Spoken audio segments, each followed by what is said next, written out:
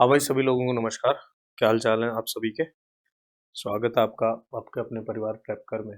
आपके क्लासेस चल रही हैं लेखपाल की, कांस्टेबल की। संडे का दिन है, मैराथन वगैरह चल रही है आप सभी की। तो हुआ यूं कि मैं एक किताब पढ़ रहा था। तो उस किताब में दुनिया की सबसे बड़ी हाईजैकिंग की कहानी थी। तो मुझे लगा कि ये जो कहानी है मैं आपको भी बताऊं। मैं सोच रहा हूँ कि ऐसी कहानियां मैं आपको सुनाता रहूं, ताकि थोड़ा सा जब पढ़ाई से, क्लासेस से मन थोड़ा सा ऐसा हो जाए तो ये थोड़ी ज्ञानवर्धक बातें भी आपको समझ में आनी चाहिए।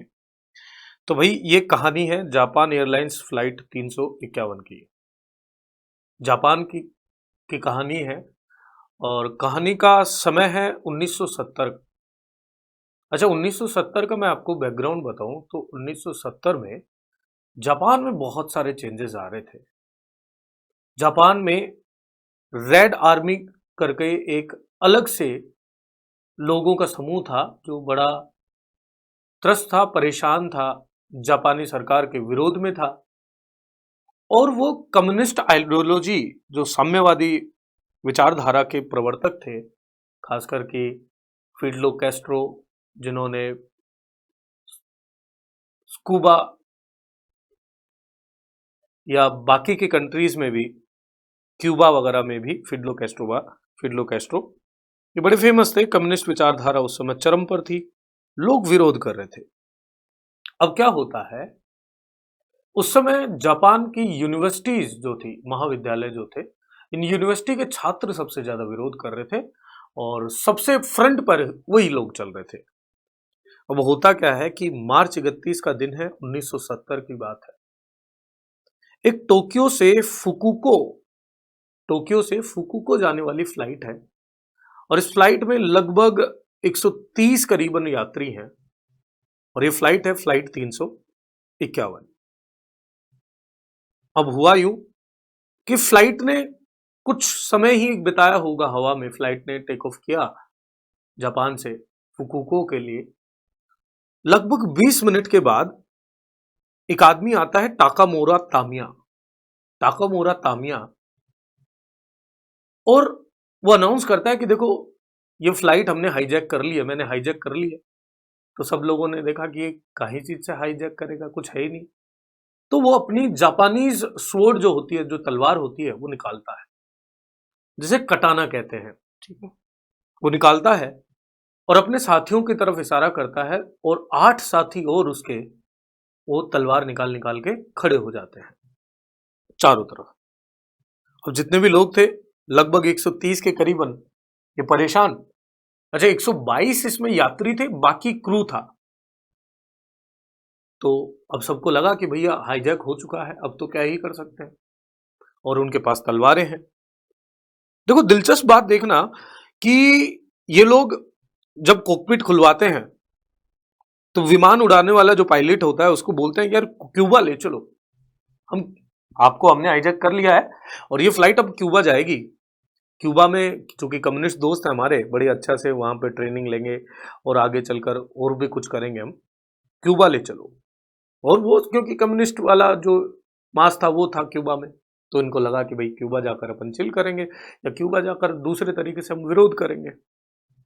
अब हुआ यूं कि जो बोइंग 727, जिसमें फ्लाइट की बात कर रहा हूं, ये बोइंग था। बोइंग 727 में की जो कैपेसिटी होती है, इसकी इतनी तेल की नहीं होती कि जापान से लेकर वो क्यूबा तक की यात्रा एक बार के फ्यूल में कर पाए।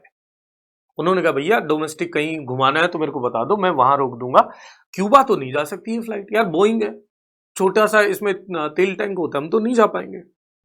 भाई हाईजैकर परेशान हो गए कि अब क्या करें।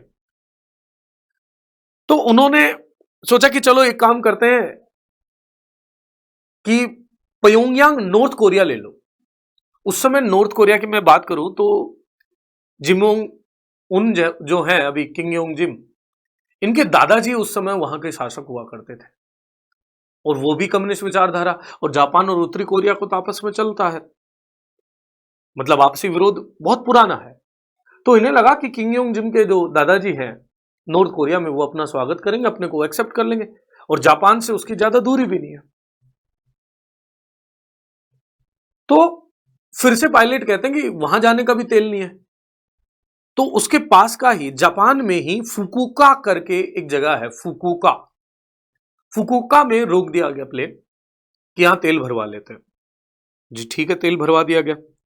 अब फ्लाइट के जो पायलट होते हैं उन्होंने कहा कि भैया मेरे को नॉर्थ कोरिया का डायरेक्शन नहीं पता, मैं कैसे जाऊंगा नॉर्थ कोरिया, मैंने कभी चला ही नहीं, मैं डोमेस्टिक वाला हूँ। अब ऐसे थोड़े ना कि आसमान में किधर भी देखा वो सारा एल्टीट्यूड सारा चाहिए, उसमें सारा का सारा कि किस तरीके से जाना है, रास्ता चाहिए।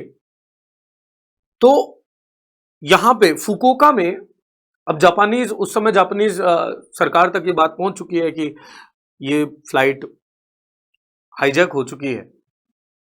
तो फ्लाइट हाईजैक हो चुकी है, अब उनके छुड़वाने की जिम्मेदारी वहां के ट्रांसपोर्ट डिपार्टमेंट के वाइस प्रेसिडेंट को दी जाती है, जिनका नाम था शिंजोरा यामामूरा। शिंजोरा यामामूरा उनसे बात करते हैं कि भैया क्या कर रहे हो, छोड़ दो इन्हें। तो उन्होंने कहा नहीं, हम कोरिया जाएंगे और हमें मैप दे दो वरना हम इनको मार देंगे।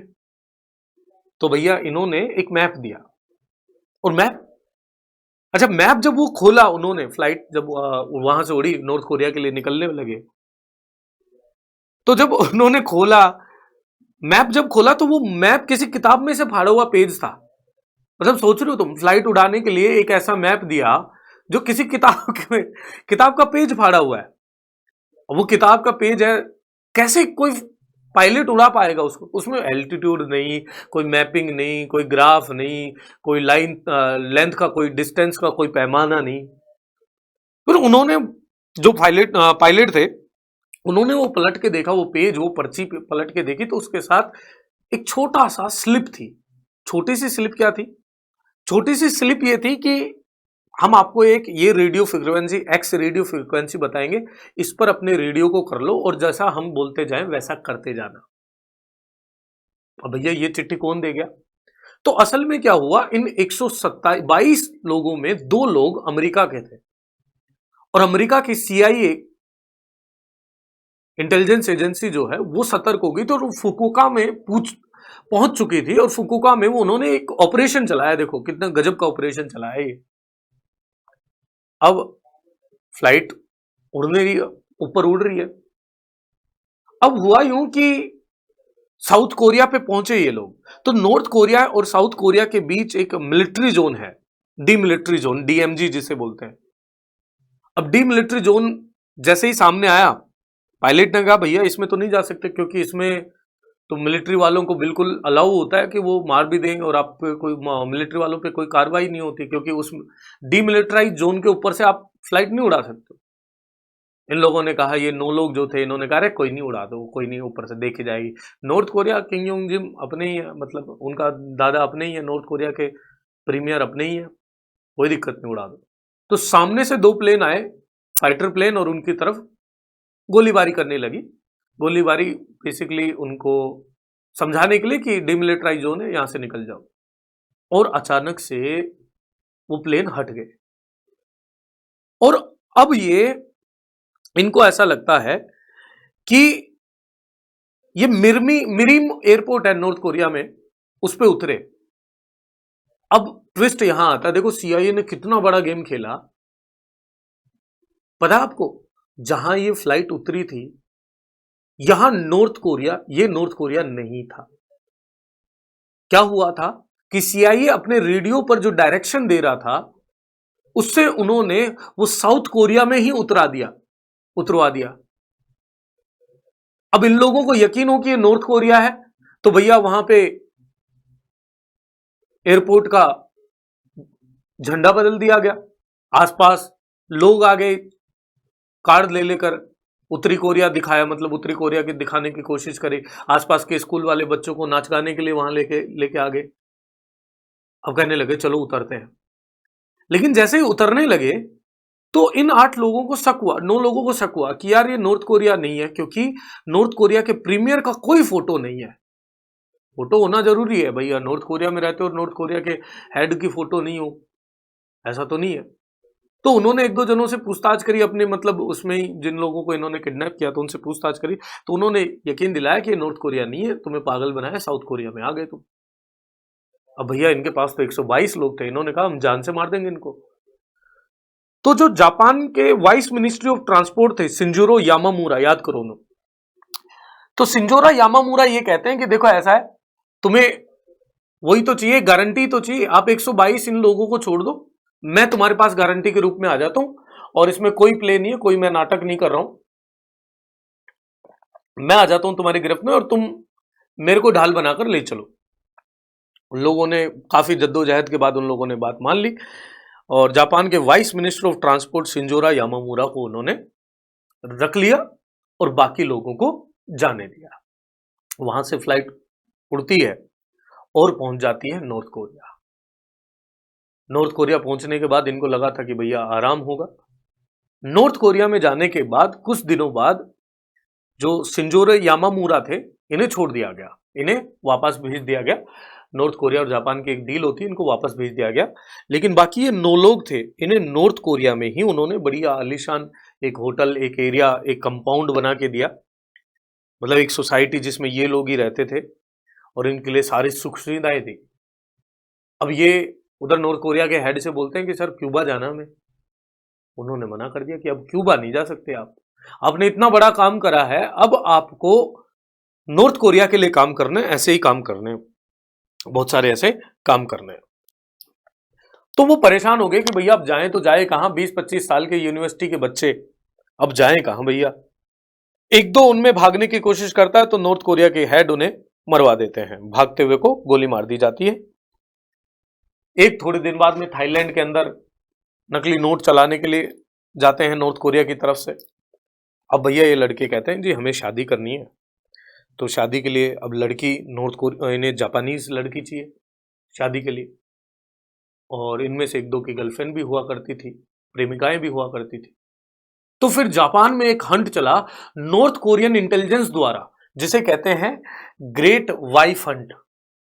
ग्रेट वाइफ हंट कहते हैं, जिसमें जापान की बहुत सारी महिलाएं इन्होंने किडनैप करी नॉर्थ कोरिया ने, और फिर जो भी किसी को किडनैप किया, किसी को पैसे दिए, किसी को वैसे लेके आए, इन्होंने इन 7 लोगों की शादी करवा दी, 6 लोगों की, क्योंकि एक ने तो भागते हुए मर गया है, एक थाईलैंड में पकड़ा गया है, एक वैसे उन्होंने मना कर दिया कुछ करने के लिए तो उसे भी मार दिया गया। अब 6 लोग बचे। ये 6 लोग आप यकीन मानिएगा आज भी कहते हैं वही हैं, इनका पूरा जीवन हो गया, एक तरह की वो लग्जरी जेल हो गई। और एक इंटरव्यू आया 2004 में, तो 2004 में वो कह रहे थे कि यार इससे अच्छा तो हमें जापान बुला ले वापस, तो हम जापान में कोई भी सजा ले लेंगे, हम जापान में, ठीक है, लेकिन हम वापस जाना चाहते हैं। और आज बूढ़े हो गए बिल्कुल, वो जवानी में एक काम करा उन्होंने और जापान को इतनी बड़ी मतलब हाईजैकिंग करी जापान में, लेकिन आज वो बड़े परेशान हैं। वो कहते हैं कि कई बार कि ऐसा काम नहीं किया होता, हमारी सोच समझ इतनी अच्छी नहीं थी। आज वो नॉर्थ कोरिया में ही कैद है। तो ये कहानी थी जापान की सबसे बड़ी हाईजैकिंग की, और दुनिया की सबसे विचित्र रहस्यात्मक जो हाईजैकिंग है उनमें से एक हाईजैकिंग ये है फ्लाइट बोइंग 636 की। ठीक है, इस तरीके से ये कहानी पूरी होती है। आप जरूर बताइएगा कमेंट सेक्शन में कि कहानी कैसी लगी। आप चाहते हो कि ऐसे सेशन और आते रहें तो खूब सारा प्यार दीजिएगा इन सेशंस को। अच्छा, एक और मैं जाते जाते एक बात बताऊं कि ये जो सिंजोरा यामामूरा थे, एक राजनेता के रूप में उन्होंने बहुत बड़ी मिसाल दी कि एक राजनेता ऐसा होना चाहिए, जिन्होंने कहा कि मेरे को रख लो, तुम इन लोगों को छोड़ दो। लेकिन इनका भी अंत अच्छा नहीं हुआ। बाद में इनकी बेटी ने ही इन्हें मार दिया जब जापान वापस आ गया।